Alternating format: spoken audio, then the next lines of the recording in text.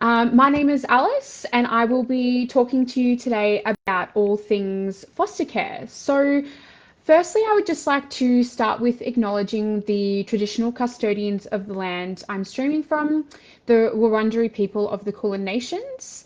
I pay my respects to elders past and present of the Kulin Nation and extend my respects to other Indigenous Australians joining us today.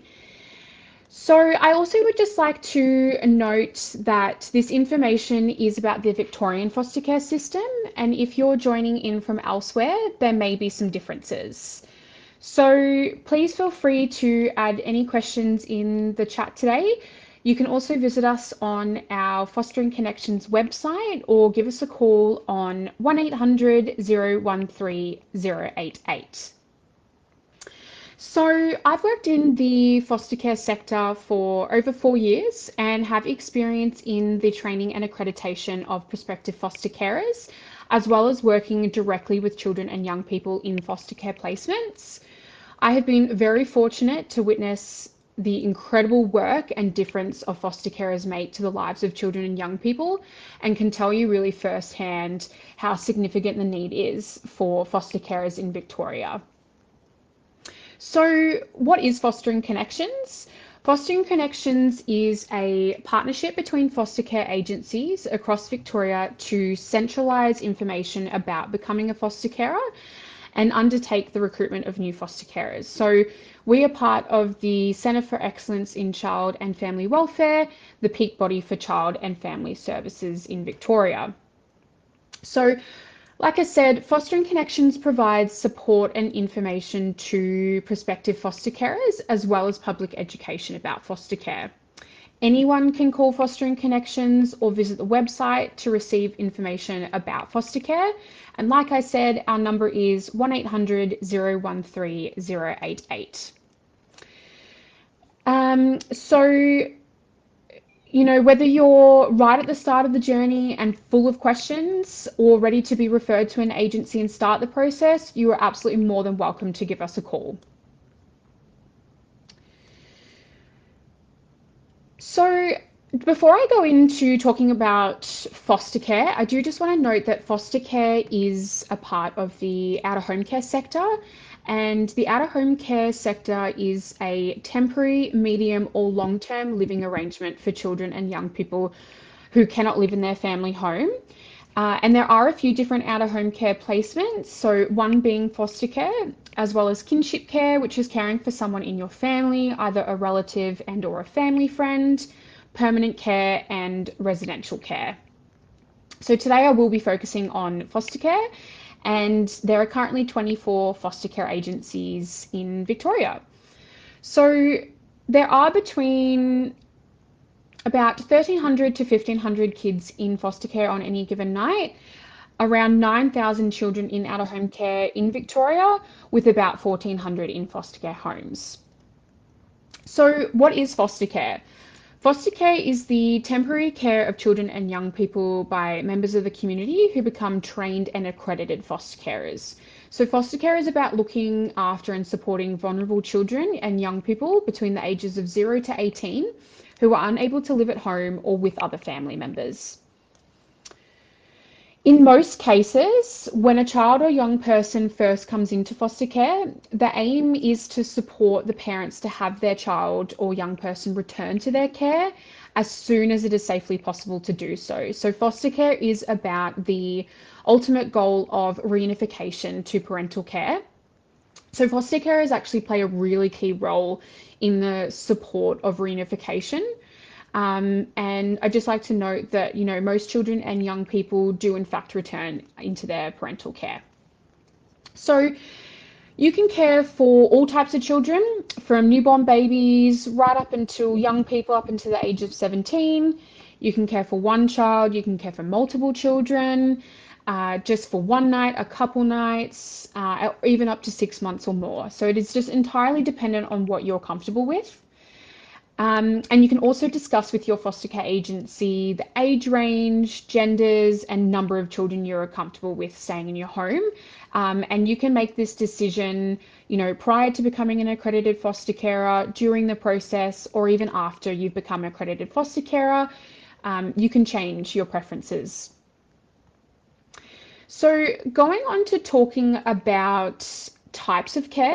So foster care is flexible and it can be designed to work around your lifestyle. So some carers begin with respite and emergency whilst they get familiar with the process. And then as they start to feel more confident and comfortable, they do start to provide long-term or short-term care.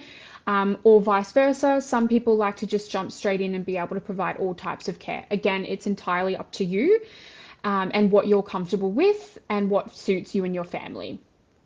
So I just want to chat a little bit about the different types of foster care. So there is emergency. And so this can be overnight or even up to several weeks. And this type of care is generally requested at short notice until a suitable arrangement can be found for ongoing care. We also have respite care. And so this is where the child or young person stays with you part-time. That child or young person has primary carers. And you're a part-time carer. So this is generally, often one weekend per month or a few days over holiday periods. And respite also can involve the same child or children coming to you on a regular basis, or it can involve a range of different children with respite placements. And then we also have short-term. So short-term care is where the child or young person comes to live with you for less than 6 months. And children requiring short-term care are often able to be reunited with their birth parents or are able to transition into kinship care with extended family. And then we have long-term care. So this is where a child or young person comes to live with you for more than 6 months. And long-term care is arranged when a child cannot return home for quite some time or when the outcome can't be anticipated. So no decisions can really be made yet. Long-term foster care may cease when a permanent placement is found for that child and that child transitions to a permanent care arrangement, or it ceases when the child turns 18 and reaches adulthood and becomes independent. So there's really a great need for foster carers for all types of care. So who can actually become a foster carer? So there are a few key requirements that we in Victoria need for you to be able to be a foster carer, and these are being the age of 21 and over, having a spare room in your house, and in most cases that you are an Australian resident or a permanent citizen, and that you are able to pass some really key checks, so police checks, and that you are able to obtain a working with children's check if you don't already have one. So let's break down a little bit more who can be a foster carer. So, if you're single, partnered, in a share house, working full-time, or not working at all, if you, like I said, have a spare bedroom and want to change a young person's life, you've got what it takes to be a carer. The foster care sector welcomes inquiries from all members of the community, including the LGBTQIA+ community members, to support vulnerable children in our care who are our future. I just want to note, foster carers come from all backgrounds and life stages. Foster carers are singles, couples, same-sex couples, families, and come from a wide range of age groups. They may be renting or living in their own home, employed, studying, or retired, and can come from a diverse cultural, religious, and ethnic background. It just really doesn't matter. So how to actually become a foster carer. So I'm now going to talk a little bit through the process of becoming an accredited foster carer. So the team at Fostering Connections, myself included, can provide information about foster care and answer any questions a potential foster carer may have. What I would then do is I would then refer you and your family onto an agency that services your area, and then that agency will work with you and your family to become foster carers. If you are interested in caring for Aboriginal and Torres Strait Islander children or young people, you will be connected with an Aboriginal community-controlled organisation in your area. If you do already know what foster care agency you would like to foster with, you can reach out to them directly via their website and their inquiry phone number. And you can find out more about our foster care agencies in Victoria on our Fostering Connections website, or always pick up the phone and give us a call. So once you've connected with an agency, what will then happen is they will support you through the foster care training and accreditation process. So there's a few stages in the accreditation process. So as I've already mentioned, you will go through the initial inquiry stage, and this is where your agency will start with a phone call and take some really basic information and complete initial screening. Once that's done and dusted, you'll go on to the next stage, which is the information session. So you'll be invited to attend an information session, and this gives you a chance to meet agency staff, ask more detailed questions, and determine if foster care is a good fit for you. This can be in person or online, in a group, or in your home. It's just really dependent on you and your agency. You will then have to complete a series of checks, one being a general health check, and this is to take to your practicing doctor, your GP, whoever you're involved with, just to tick off that you don't have any current health issues that would impact on your ability to be a foster carer. You will also complete referee checks, and the referee checks are only for yourself or any other person in the household that are actively applying to become a foster carer, as well as checks will be run to confirm your house will make a suitable home. So in addition to that, anyone over the age of 18 that resides in your household will have to complete a police check and a working with children's check. But your foster care agency will provide support in completing each of these requirements.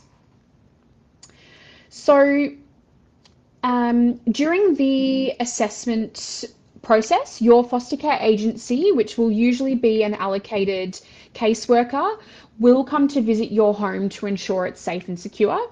And then together with your caseworker, you'll work through all the assessments needed to become a foster carer. You will also participate in roughly around 16 hours of training to help you prepare for the experience of becoming a foster carer. And these training sessions are flexible and offered at various dates and times, again, that suits your schedule and your family schedule. So the training sessions are really designed to prepare you for the role of foster carer. The training covers the responsibilities and challenges of being a foster carer. It spans many topics, from welcoming a child into your home through the common daily experiences, right through to what it's like to say goodbye. For the assessment phase of your accreditation, this will look like a series of conversations in your home, which will then form the basis of your assessment report. This stage is about the agency getting to know you, and it requires you to be open and available. And then if all goes well, you receive your accreditation at the end. And that will look like an accreditation panel. And if successful, the household will then be foster carers, and you can then have a child or young person come to stay with you. So just touching on post-accreditation and the support that foster carers are offered. So agencies work closely with people to help ensure they feel ready, and so that children are going to safe and secure homes. And this continues once a child is in their care. So once people are accredited, they can become members of the Foster Care Association of Victoria, who provide further training, advocacy, and counselling for foster carers. There's also Carer Cafe, who offer ongoing free training opportunities to support the skill development of foster carers. In addition to the support that you will receive from your foster care agency, you will also receive financial support to cover the day-to-day costs of fostering. And this is things such as food, education, clothing, accommodation, and your day-to-day care requirements. And again, you can find a lot of this information on our Fostering Connections website, or again, give us a call on 1-800-013-088. So now I'm just going to talk a little bit about some of the frequently asked questions that we often get when people are considering becoming foster carers. So um, a lot of the time people do ask, can I choose the age of the child or young person who is placed with me? And as I've previously said, yes, carers are accredited for the ages and genders of children. And again, this will be discussed throughout your assessment process. It's really dependent on the child or young person that best suits your circumstances and the circumstances of your household as well. Many carers do prefer to care for foster children the same age as their own biological children or younger. And then some prefer to care for children younger than their youngest child. Others enjoy working with school-age children or teenagers. Again, it's completely up to you. And your agency will always want to match you with a child who is a good fit for your family. Can foster carers say no to a placement? So yes, you can always say no. Be open and honest with your agency about when you can and cannot accept a child into your home. Many foster carers do take breaks for periods of time and then return to caring when they're ready, and that is completely okay. Many carers decide that a specific placement is not right for their family for any number of reasons. And again, your agency will be able to support you through these decisions. Another question that we do see quite often is, I've only lived in Australia for a few years. Am I eligible to be a foster carer? So as I've previously mentioned, there is a requirement that non-permanent residents or non-Australian citizens can only be accredited to provide respite care or emergency care. And in addition, non-Australian citizens or non-permanent resident carers may be considered to provide longer-term care for a particular child if it's in the child's best interests. But having said that, we do, agencies do prefer if you are an Australian citizen or a permanent resident. Another question that we do see is, do children in foster care have contact with their family? And yes, there are contact plans that are determined by the child or young person's care team and case plan and the children's court. So the child or young person's safety is always the priority, and each situation is assessed individually, but the majority of children in foster care do have contact with their family, unless there's a very good reason not to. Children in foster care do get a lot of benefit out of seeing a positive relationship between their foster carers and their birth family. And your agency, again, will help facilitate this in any way that is appropriate for you and your family. If I have a police record, am I still eligible to become a foster carer? So all foster carers do undertake police and working with children's checks as part of their accreditation process. Agencies are required to ensure the safety and well-being of the children in their care. Some offences, like sexual or physical abuse, particularly towards a child, will rule out the approval. However, some other offences may not. So it is always important to discuss any criminal history with your agency up front, and they will walk you through whether you're eligible or not. A lot of carers or potential carers do like to get a bit of an understanding about the support for daily routines like school pickup or childcare. So carers will usually be responsible for their foster child's daily activities, such as transport to and from school. Having said that, you are not alone, and many carers do tell us that when there have been emergencies or unexpected pop-ups, that their agencies have been very active in offering extra support. And, older children or teenagers may be more independent and able to take public transport. And again, your agency and your caseworker will support that young person in learning about public transport. Some agencies do have resources available to organise a staff member or transport agency to bring that child to and from school. So agencies are really willing to work with you and your family for day-to-day care needs.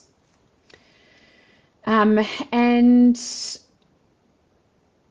like I said before, I just want to touch on, you are able to change your mind about the types of care that you're provided. You're not expected to know exactly what sort of care you would like to provide when you first inquire. The agency can support you in determining your preference. And like I said earlier, please feel free to pop any of your questions in the chat and I can answer these for you as well. And yeah, I just really want to note that fostering is very flexible, and depending on your capacity, you may wish to work with the agency to change your accreditation from respite to long-term care. It's completely up to you and dependent on what's going on at the time. Also, people do ask what happens if I'm a carer and a new partner comes into my life. So your agency will discuss this further with you during the recruitment process. However, if someone is entering your life that will be present around children in your care, it is recommended to discuss this with the agency to ensure that they are approved and supported moving forward as well. Do people in my household have to attend training? So household members over the age of 18 must attend shared lives training. If you have teenagers living in your home who would be able to attend, again, discuss this with your agency, as this actually could be really beneficial for your household as well, but it's not a must.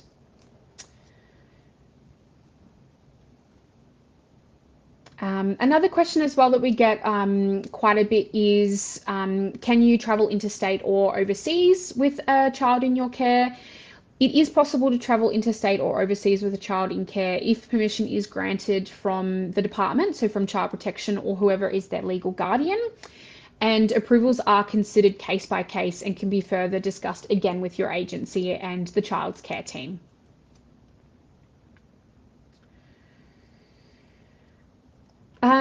Some people also ask as well, if you have a working with children's check for work, do you need another one as a volunteer? So you are required to have a working with children's check that is linked to your foster care agency. Again, feel free to discuss this further with your agency and they'll be able to support you through those steps. So just to close, I just want to again recognise that this week is Foster Care Week, and this is all about celebrating the value of carers, and to thank you to all of the current carers for their incredible commitment to children and young people. And again, whether you're right at the start of your journey and full of questions or ready to be referred to an agency and start the process, Fostering Connections is here to help. So please call us on 1800 013 088 or visit us on fosteringconnections.com.au and we can help support your foster care journey. Like I said, happy Foster Care Week, and please feel free to reach out if you'd like to start your journey. All right, thanks everyone.